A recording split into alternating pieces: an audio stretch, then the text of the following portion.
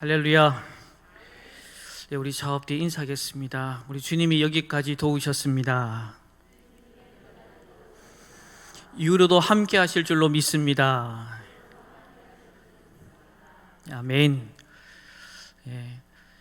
2022년도를 시작한 지가 엊그제 같은데 벌써 12월 또 28일이 되었습니다. 이제 며칠 뒤면 또 2023년도를 우리가 믿음으로 맞이하게 될 텐데 더 이상 염려하거나 걱정하기보다도 여기까지 도우신 하나님을 신뢰하면서 2023년을 기대하고 또 결단하고 다짐하며 또 하나님께 영광이 되는 복된 한 해가 되었으면 좋겠습니다. 우리 한 번 더 우리 좌합뒤로 하나님을 기대합시다.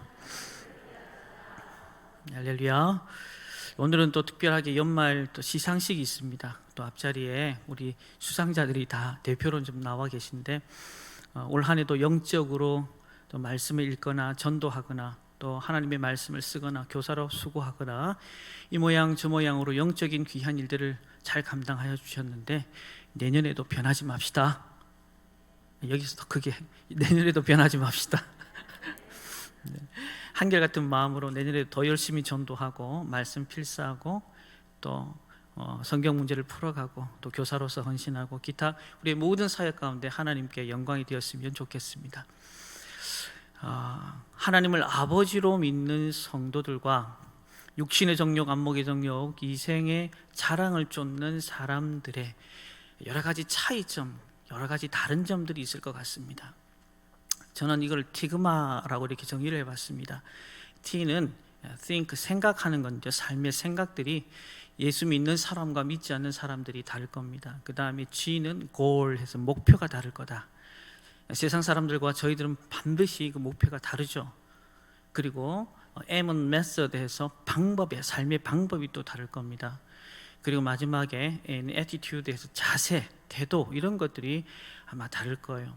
근데 이런 것들이 실질적으로 세상 사람들과 또 믿지 않는 믿는 사람들과의 분명히 현격한 차이가 있는데 그 중에서도 여러 가지 이유들을 들라고 하면 가장 큰 차이는 바로 이 가치관 때문일 겁니다. 다시 말하면 예수 믿는 사람들이 영생을 바라보는 관점과 또 예수 믿지 않는 사람들이 영생을 바라보는 관점은 현격한 차이가 있죠. 그 현격한 차이는 이 세상을 내가 어떻게 살아야 하는지에 대한 답으로 또 우리의 삶으로 또 열매로 우리가 확증하고 살아가는 것을 우리가 볼 수 있는 것입니다. 이사업 이야기에 보면 이 백조와 두루미에 관한 이야기가 있습니다.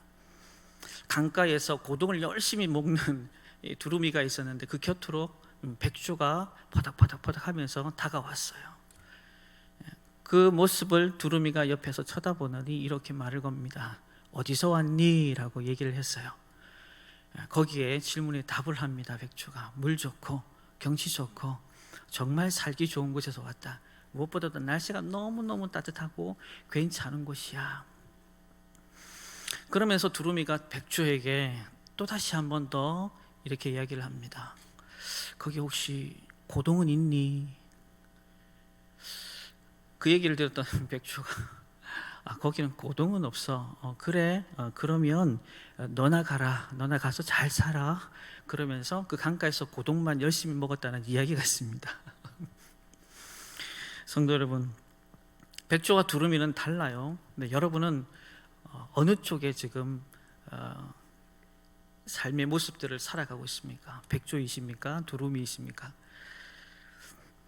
우리 성도는 비록 이 땅에 몸을 두고 살아가지만 믿지 않는 사람들과는 엄격한 현격한 차이를 두고 살아가고 있습니다. 그래서 저는 이런 성도들을 향해서 또 하늘 소망을 품은 성도다. 하늘 소망을 품은 성도다. 한번 따라합시다. 하늘 소망을 품은 성도. 네, 하늘 소망을 품은 성도가 오늘 저와 또 여러분들 우리 경주중앙교회에 있는 성도들 또 이 땅에 수많은 예수를 그리스도로 고백하는 이들의 모습이지 않나 생각이 듭니다.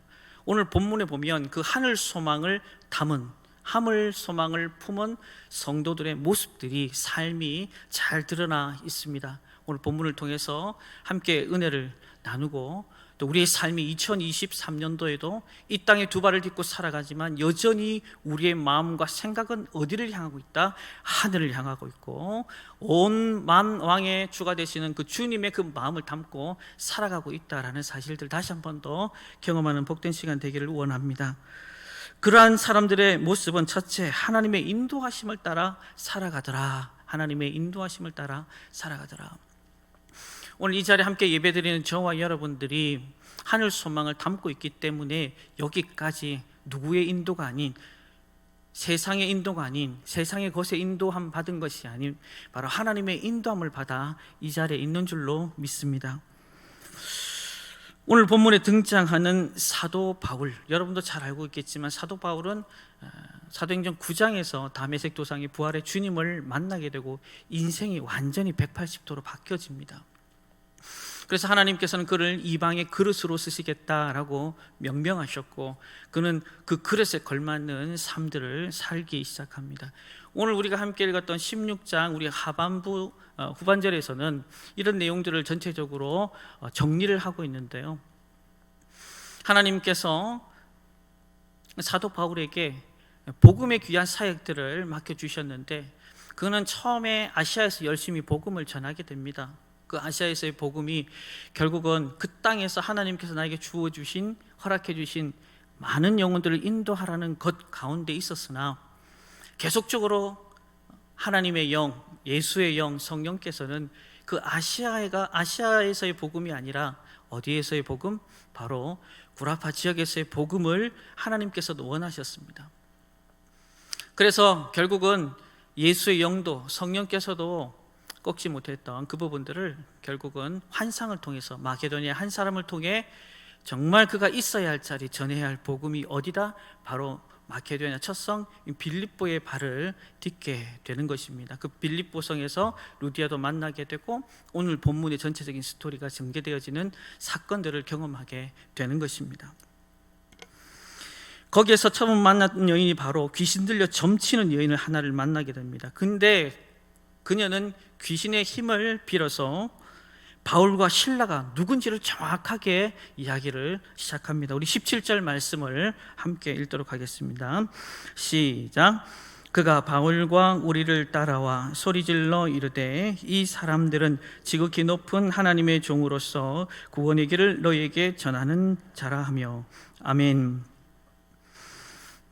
바울과 실라의 정체성을 분명하게 말하고 있는 대목이다라는 거죠. 첫 번째, 지극히 높은 하나님의 종인데 그 종이 무엇을 하였다 말합니까? 구원의 길을 너에게 전하였다라고 말을 합니다. 여러분, 예수를 그리스도로 믿고 고백하십니까? 믿고 손파하고 계십니까? 세상 사람들이 저와 여러분을 볼 때에 어떤 사람이라고 저와 여러분들을 말하고 있습니까? 택하신 족속이요, 왕같은 제사장이요, 거룩한 나라요, 그의 소유된 백성이다, 그리스도의 향기다, 편지다. 여러분 가정에서 믿지 않는 남편과 아내가 그리고 믿지 않는 많은 이웃들이 저와 여러분을 향해서 그렇게 불러주고 있는 우리의 삶인지 한번 점검해보고 돌아보는 시간들이 되었으면 좋겠습니다. 하나님은 저와 여러분 가운데 바로 이 구원을 전하는 길로 그 길 가운데 저와 여러분을 세워주셨고 오늘도 우리가 그 일들을 위해서 오늘 이 예배 자리에 있는 것이고 또 예배를 통해서 은혜 받고 세상 가운데서 전해야 할 메시지가 바로 구원의 주, 바로 예수 그리스도인 줄로 믿습니다. 결국은 그 여인을 사도 바울은 해방을 시켜줍니다. 그 이름이 뭐냐면 바로 예수 그리스도 그 이름이었다라는 사실입니다. 한번 선포합시다. 예수 그리스도의 이름으로 내가 명하노니 그에게서 나오라. 여러분, 이 이름의 비밀, 이 비밀의 능력을 여러분 알고 사용하고 계십니까? 이 이름 안에는 영적인 문제뿐만 아니라 육적인 문제도 해결할 힘이 있다는 사실들 여러분 알고 사용하고 계십니까? 이 나사렛 예수의 이름은 사도행전 3장에도 등장합니다. 성전 미문에 나면서부터 앉은 뱅이, 그래서 더 이상 무엇인가를 할 수 없었던 그의 인생 가운데 빛처럼 다가오셨던 이름이 바로 나사렛 예수의 이름이었습니다. 베드로와 요한, 그리고 베드로는 분명하게 그의 인생을, 그의 삶을 주목하면서 그에게 선포합니다. 그게 바로 나사렛 예수의 이름, 오늘 본문에 등장했던 사도 바울이 선포했던 예수 그리스도의 이름인 줄로 믿습니다. 그는 일어났습니다. 성전을 드나들며 뛰며 여호와 하나님의 성호를 찬양했습니다. 오늘 저와 여러분에게도 이 구원의 비밀을 하나님께서 맡겨주셨고, 이 귀한 전도의 사역 가운데 저와 여러분과 이 공동체를 하나님이 지금도 사용하고 계신다라는 사실, 그러나 정말 우리가 사도 바울이 선포했던, 베드로가 선포했던 예수 그리스도의 이름의 능력을 나도 믿고 있는가, 그 경험을 하고 있는가, 우리는 또 점검하고 돌아봐야 할 것입니다. 결국 그 여인은 귀신이 떠나가고 깨끗한 치유함을 받게 됩니다. 문제가 뭐냐면 그 여정의 주인들이었습니다. 그 주인들은 점치는 여자에게서 귀신이 떠나가니 더 이상 돈을 벌어들일 수가 없었습니다. 그래서 그 사도 바울을 고소합니다. 바로 영업방해 혐의로 고소한 거죠. 그래서 바울 일행은 관리들에게 체포되고 재판도 받지 않고 매를 맞고 감옥에 수감됩니다. 우리는 여기서 하늘 소망을 품은 성도들의 모습을 봅니다. 첫 번째, 하나님이 부르시면 하늘 소망을 가지는 어디든지 간다라는 거죠. 가는 것뿐만 아니라 무엇이든지 한다라는 겁니다. 그러게 이런 사람은 세상이 감당할 수 없는 사람이다. 저는 소망하긴 우리 경주중앙교회 성도 여러분들이 정말 내가 하늘 소망을 품고 살아간다고 믿고 확신한다면 주님이 부르시면 어디든지 갈 줄로 믿습니다. 무슨 일이든지 주님의 그 부르심에 합당한 삶을 살게 될 줄로 믿습니다. 더불어서 세상이 감당하지 못할 믿음의 공동체, 필라델피아 서머나 교회와 같은 그런 능력 있고 세상에 영향력 있는 공동체로 다시 한 번 더 하나님께서 세워주실 줄로 믿습니다. 거기에는 두려움이 없고 또 성령이 인도하시기 때문에 담대함이 생깁니다. 결국은 만사 형통이다라는 거죠. 근데 여기서 우리가 주목해야 될 사실이 있습니다. 만사 형통이란 우리가 오해하지 말아야 됩니다. 내 뜻대로 되는 것을 만사 형통이라 하지 않습니다. 근데 우리는 은연중에 내 뜻대로 되기를 원한다라는 거죠. 오히려 형통은커녕 고난과 핍박이 있을 수 있습니다. 그러나 지나고 보면 알게 돼요.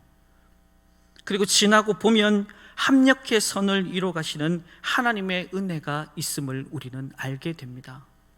잠언의 기사가 고난은 내게 유익이다, 이것을 통해 하나님의 그 뜻, 그 율례 계명의 의미를 내가 다시금 깨닫게 되었다라고 말을 하는 걸 볼 수가 있습니다.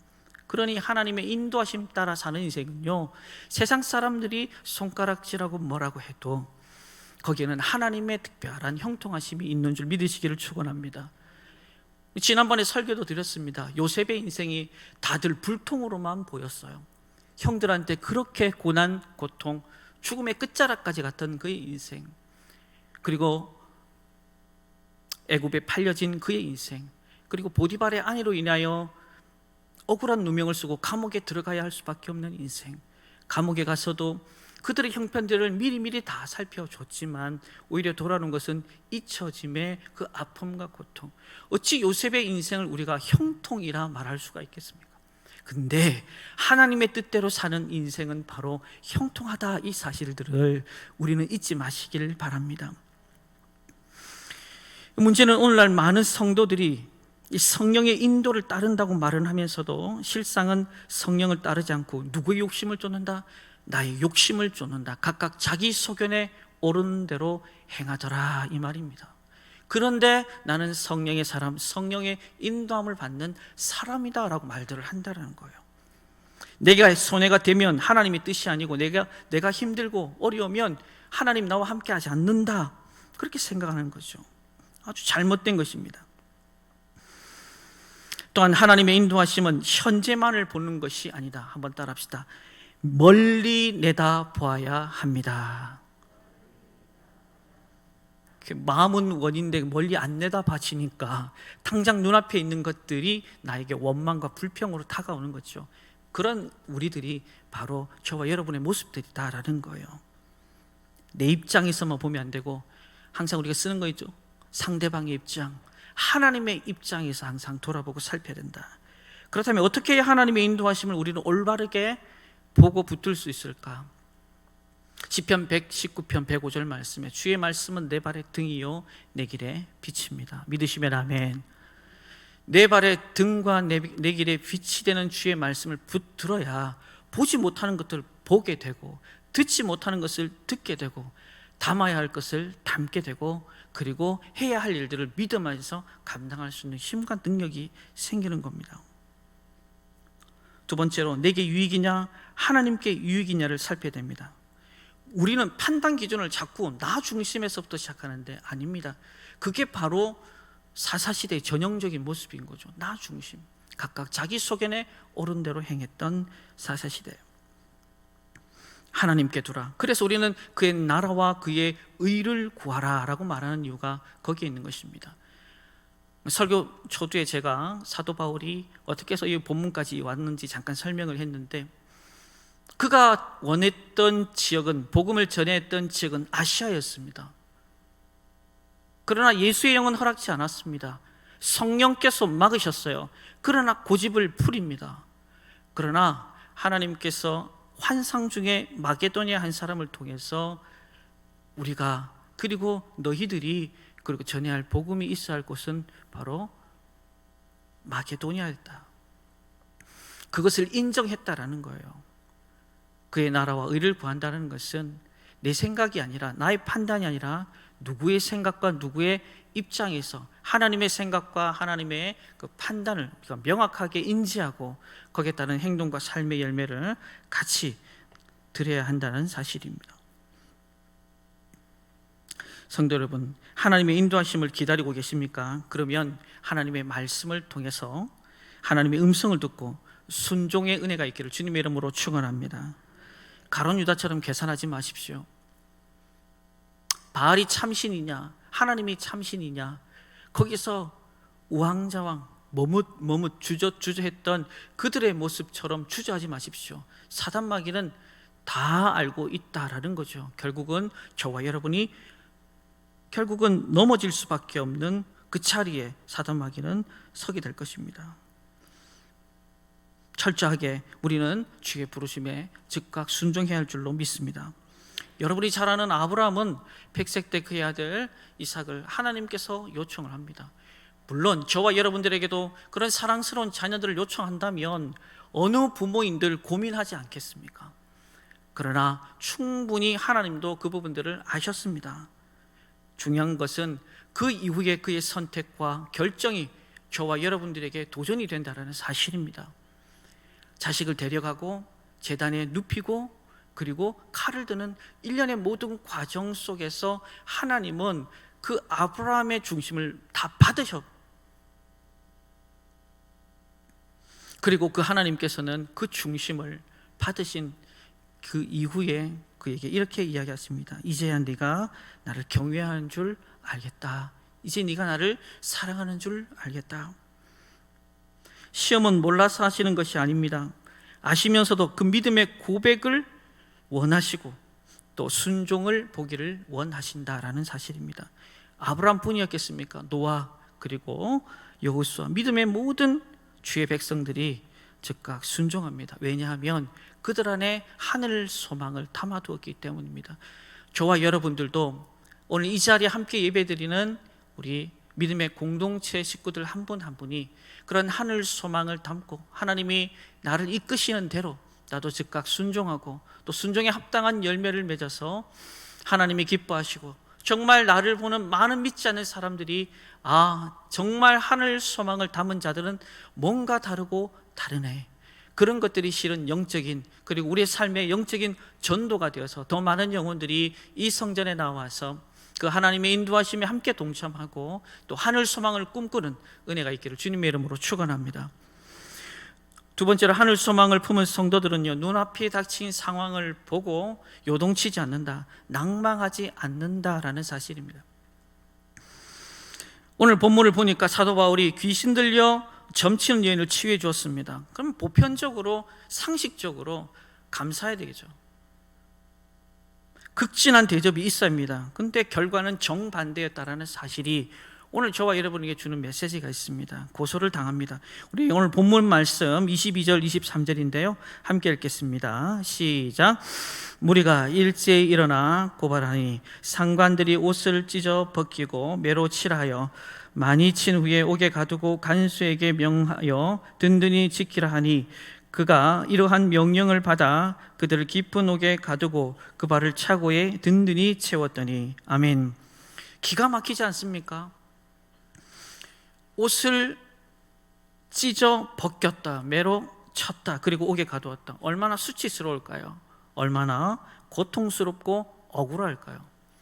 누구에게 더 많은 그런 감정을 느낄 수 있는 대목일까요? 하나님 아니겠어요? 분명히 성령께서 이끄셔서 마케도니아에 왔고 빌립보 젖성에 왔고 복음을 전했고 또 귀신 들린 그 여인을 예수의 이름으로 그 여인을 자유케 해 주었는데 지금 이 상황들이 납득이 안 가고 받아지지 않는다라는 사실입니다.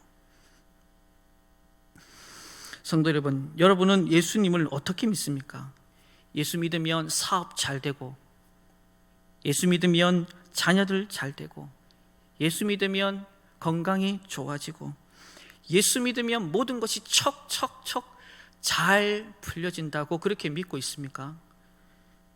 그러나 그렇게만 믿으면 곧 실망하고 저와 여러분의 삶이 닫혀버리게 될 때 우리가 낙심하기 쉽습니다. 오히려 예수 잘 믿으면 가정에도 어려움이 생기고, 예수 잘 믿으면 핍박도 있고, 예수 잘 믿으면 33살에 죽기도 하고, 세례 요한, 야고보, 그리고 스데반, 복음 안에서 예수님 때문에 이들이 당한 고난은 우리가 어떻게 말로 표현할 수가 있을까요? 예수님 잘 믿으면 내 뜻대로 안 될 때가 많다라는 사실들을 우리가 받을 수 있는 믿음이 있기를 주님의 이름으로 축원합니다. 축원합니다. 안 된다라면 아멘 소리가 자꾸 쑥쑥 들어가거든요. 이 사실을 내가 받아버리면 오히려 하나님께서 그 문제를 풀어가시고 또 열어가시고 또 무엇보다도 때에 따라 돕는 은혜를 주신다 이 말입니다. 그 사실을 우리가 자꾸 노면하니까 우리 삶이 힘들고 어려우면 자꾸 십자가가 아니라 십자가에 흘렸던 피만 보는 거예요. 고통만 연상하는 겁니다. 이 아픔이 떠나기를 원하는 거고요, 여기서부터 자유하기를 원한다는 거죠. 그러나 십자가의 의미는 거기에서 구원이라는 단어가 우리에게, 사랑이라는 메시지가 우리에게 있잖아요.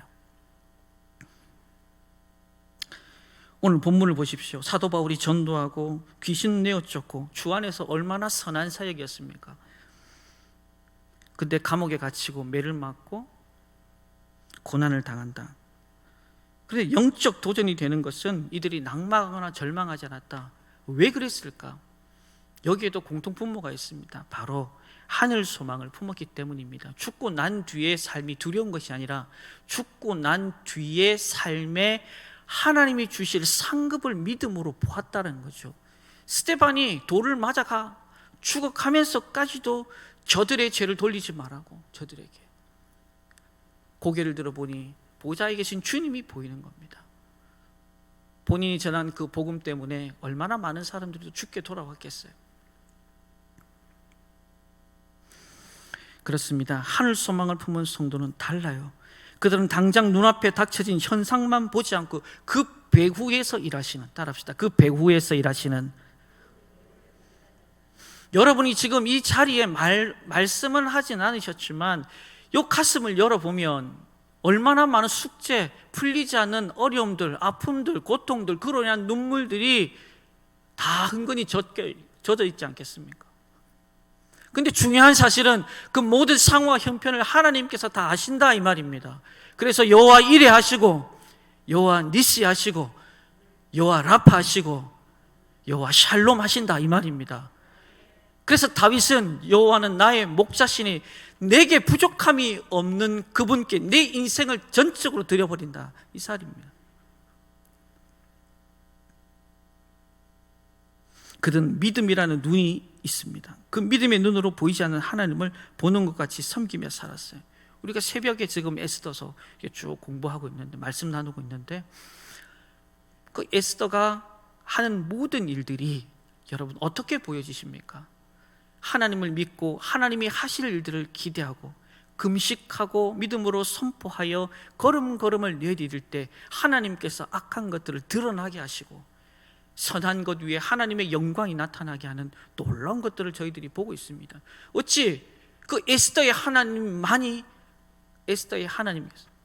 오늘 이 예배를 드린 저와 여러분에도 그런 숙제와 그 숙제로 인한 눈물과 아픔과 고통이 있는 저와 여러분들에게도 여전히 하나님은 저와 여러분의 하나님이 되실 줄로 믿습니다. 그런데 믿지 않는 사람들에게는 이런 눈이 없어요. 눈앞에 닥친 일이 힘들어하고 괴로워하며 살아갑니다. 망한 것만 보고 잘못된 것만 보고 눈앞에 닥친 캄캄한 현실만 바라봅니다. 근데 우리가 믿음의 사람이라고 하지만 믿지 않는 사람들과 똑같이 이렇게 가슴치고 애통해한 사람들이 없잖아 있다 이 말입니다. 하나님이 하늘에 상을 주시려고 기회를 주었는데 우리는 그것이 힘들다고 어렵다고 포기하고 주저앉으면 이 얼마나 어리석은 일일까. 다윗이 골리앗과 싸웠어요. 전쟁에서 승리한 것은 눈앞에 골리앗만 본 게 아니다 이 말입니다. 그 배후에 일하시는 역사하시는 하나님을 보았다. 다니엘과 세 친구들은 어떻습니까? 사자우리 7변에 더해진 불풀무 그것만 보았나요? 물론 보았겠죠. 그 뒤에 역사하시는 전능하신 하나님을 보았습니다. 오늘 본문에 등장하는 바울과 실라 억울하죠. 매맞음, 감옥에 갇힙니다. 이런저런 상황들이 예기치 못한 일들이 터집니다. 그것 보고 느꼈습니다. 그러나 그 배후에서 일하는 살아계신 하나님을 믿었기에, 확신했기에, 하늘 소망을 품었기에 이 모든 것들을 넉넉히 이긴 줄로 믿습니다. 결국 나타난 결과가 뭡니까? 감옥에서 기적이 일어난 거예요.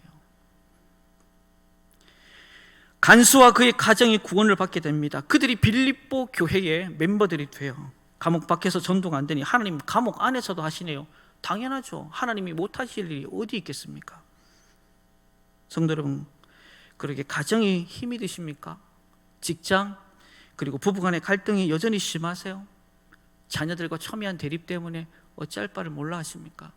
성도들 간의 불편한 관계들 평안이 없으십니까? 눈앞의 것만 보지 말고 멀리 내다볼 수 있기를 주님의 이름으로 축원합니다. 눈의 비닐이 벗겨져야 되는데, 눈의 비닐이 벗겨지면 새로운 것들이 보여지는데, 이 눈의 비닐이 벗겨지려면 뭐가 필요하냐? 바로 기도가 필요한 거예요. 열왕기하 6장 14절부터 18절 말씀인데요, 우리 본문 한번 보도록 하겠습니다. 함께 읽겠습니다. 시작. 왕이 이에 말과 병거와 많은 군사를 보내매 그들이 밤에 가서 그 성읍을 에워쌌더라.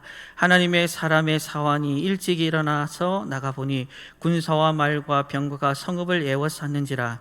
그의 사환이 엘리사에게 말하되 내 주여 우리가 어찌하리까 하니 대답하되 두려워하지 말라. 우리와 함께한 자가 그들과 함께한 자보다 많으니라 하고 기도하여 이르되 여호와여 원하건대 그의 눈을 열어서 보게 하옵소서 하니 여호와께서 그 청년의 눈을 여심해 그가 보니 불말과 불병거가 산에 가득하여 엘리사를 둘렀더라. 아람 사람이 엘리사에게 내려오매 엘리사가 여호와께 기도하여 이르되 원하건대 저 무리의 눈을 어둡게 하옵소서 하매 엘리사의 말대로 그들의 눈을 어둡게 하신지라. 아멘. 게하시의 눈이 어두워지니 천군 천사가 우리 주변에 우리 배후에 진치고 있었음에도 불구하고 보이지 않는데 그 부분들을 어떻게 기도하여 눈을 열었다 그래요. 오늘 이 시간에 저와 여러분의 닫혀진 그 눈이 기도 가운데 주님의 이름을 부르는 가운데 열려지기를 주님의 이름으로 축원합니다. 눈이 열려져야 배후에 계신 하나님이 보이든지 말든지 할 거 아닙니까? 보여야 내 인생을 드리든지 말든지 할 거 아닙니까?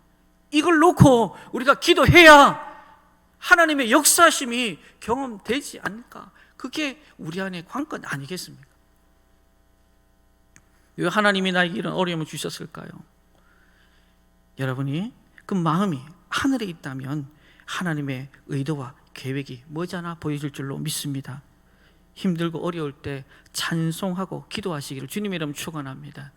누가 한다고요? 눈이 열려져야 한다 이 말입니다. 그러니 복 달라고 기도하기 전에 내 닫힌 눈을 열어서 내 배후에 일하시는 하나님이 보여지고 나를 공격하는 어둠의 세력들이 보여지고 나는 어떻게 믿음의 사람으로 살아야 할지 결단하고 다짐하는 여러분 될 때에 감옥 문이 열려요. 착고가 풀린다 이 말입니다. 하나님은 그걸 원하신다 이 말입니다. 더 이상 사단 마귀에게 닫혀진 눈으로 내가 바울도 알고 예수도 아는데 넌 누구냐? 예수 믿고 하늘 소망을 가지고 살아간다는 말을 하는데도 우리에게 정죄하는 거예요. 그래 맞네 나는 그런 사람이네.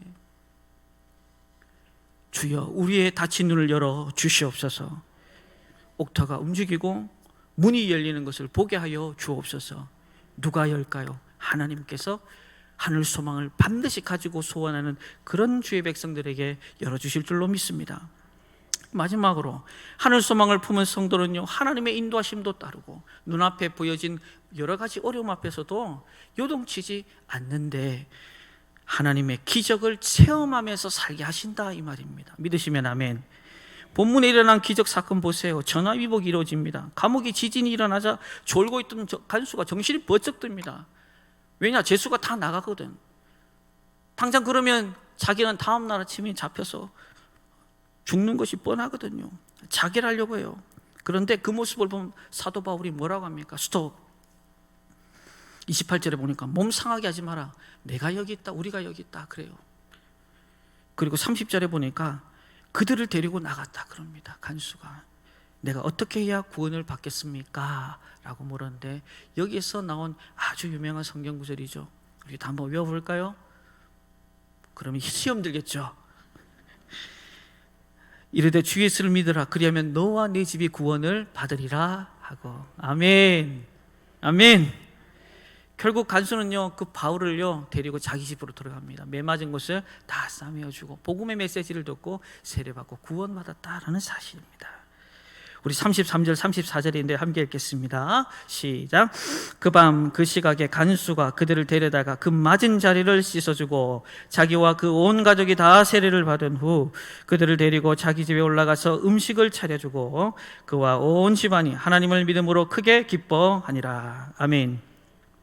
결국 그와 온 집이 하나님을 믿고 크게 기뻐하는 기적이 나타납니다. 그러니 지진이 나서 옥문이 열린 것이 기적이 아니라 이 간수의 가족이 사도 바울을 통해서 예수 복음을 전해 듣고 눈이 열리고 귀가 열리고 하나님을 믿고 찬송했다라는 이 사실이 기적이다 이 말입니다.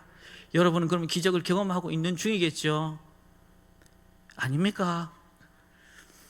예수가 여러분 안에 계시고 그 예수님 때문에 오늘도 이 자리에 예배 드리고 얼마나 행복해요. 이게 기적이지 뭘 자꾸 기적을 보여달라고 그럽니까? 하나님 나타나면 내가 내 인생을 드리겠다 그런 거 하지 마시고 정말 천하디 천한 정말 지옥에서 불쏘시개로 쓸 수밖에 없는 우리 같은 인생을 하나님께서 구원해 주셨다. 예수를 보내서 우리를 구원해 주셨다는 그 사실이 기적이요. 믿어지는 게 기적이고 그 은혜로 사는 것이 우리가 해야 될 일인 줄로 믿습니다. 오늘 말씀에 의하면 하나님의 기적의 도우심은요 영혼 구원과 깊은 관련이 있음을 알아요. 하나님이 왜 날 불렀을까? 왜 날 살게 하셨을까? 왜 질병으로부터 고치게 하셨을까? 왜 수많은 교회 중에 경주 중앙교회 보내게 하셨을까? 다 따라합시다. 다 뜻이 있습니다. 믿으시면 아멘. 그 뜻 안에 나를 그냥 던져 넣으면 하나님이 일하신다니까요.